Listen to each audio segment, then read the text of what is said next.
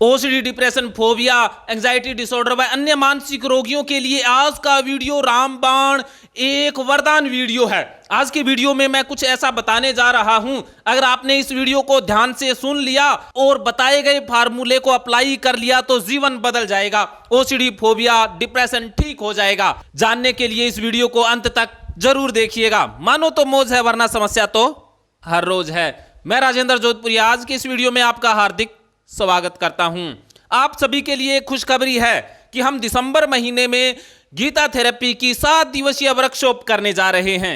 इस वर्कशॉप के माध्यम से, गीता थेरेपी के माध्यम से आप अपनी समस्या से हमेशा हमेशा के लिए छुटकारा पा सकते हैं। आइए अब जानते हैं वो रामबाण नुस्खा कि आप कैसे ओसीडी के शिकार हुए और कैसे ओसीडी से बच सकते हैं। इसके लिए आपको एक ही चीज करनी क्या है कि आपको ज्ञान छोड़ देना है, अज्ञानी हो जाना है। क्योंकि आपके पास जो ज्ञान है, गंदगी से संबंधित ज्ञान है कि टॉयलेट गंदी होती है, वॉशरूम गंदा होता है, छींटे पड़ना गंदगी की निशानी है, या इसके अलावा आपको बीमारी का ज्ञान है, आपके पास रेबीज से संबंधित ज्ञान है कि लार के अंदर रेबीज के वायरस होते हैं, और भी बहुत सारा कचरा ज्ञान आपके पास है, एचआईवी से संबंधित है कि एचआईवी किसी को किस करने से, किसी से सेक्स करने से फैल जाता है, लेकिन ये कचरा है। इस तरह का और भी कचरा होता है कि आपने किसी भी ऑब्जेक्ट को चेक नहीं किया तो कोई नुकसान हो जाएगा, चोरी हो जाएगी, या इसके अलावा भगवान सजा दे देंगे। भगवान से संबंधित जितना भी ज्ञान है वो कचरा है, वो अज्ञान है। तो जिनको भी ओसीडी होता है, डिप्रेशन होता है, उनके अंदर एक खास बात होती है कि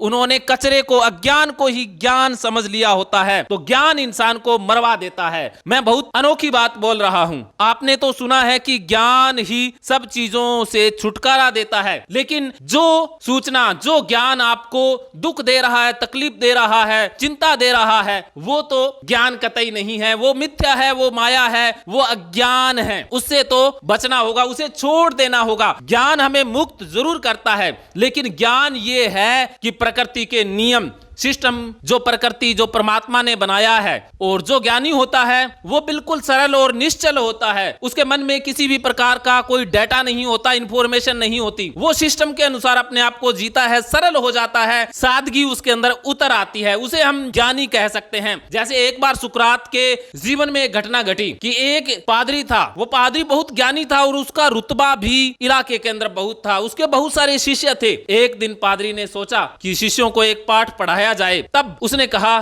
कि इस दुनिया में एक इंसान ज्ञानी है। उसके शिष्य भी पूछते कि ऐसा कोई इंसान बताओ जो ज्ञानी हो। तब पादरी कहता है कि एक इंसान इस दुनिया में ज्ञानी है जिससे ज्ञान लिया जा सकता है, और उसका नाम है सुकरात। तब उसके शिष्य चौंक गए, कहते वो तो बहुत खराब आदमी है, हमेशा धर्म के खिलाफ बोलता है, भगवान के खिलाफ बोलता है, उस जैसा तो कोई मूर्ख नहीं है। तब पादरी कहता नहीं, वो सबसे बड़ा ज्ञानी है, आप उसके पास जाओ और उससे ज्ञान लेकर के आओ। शिष्य जाते हैं और सुकरात से कहते हैं कि हम ज्ञान लेने के लिए आए हैं। तब सुकरात कहता है कि मैं तो खुद अज्ञानी हूं, मेरे पास कोई ज्ञान नहीं है। शिष्य चले गए और शिष्यों ने सोचा कि हम तो पहले ही जानते थे कि ये अज्ञानी है, और इसने स्वीकार ही कर लिया है कि इसके पास कोई ज्ञान नहीं है। तब शिष्य पादरी को आकर कहते हैं कि सुकरात महोदय कहते हैं कि वो तो खुद अज्ञानी है, उसके पास कोई ज्ञान नहीं है, वो कुछ नहीं जानता है। तो फिर पादरी कहता है इसलिए ही तो वह ज्ञानी है। जो इंसान कुछ नहीं जानता है वही तो ज्ञानी होता है। आपके मन में बहुत सारा ज्ञान है, गंदगी के बारे में, बीमारी के बारे में, भगवान के बारे में,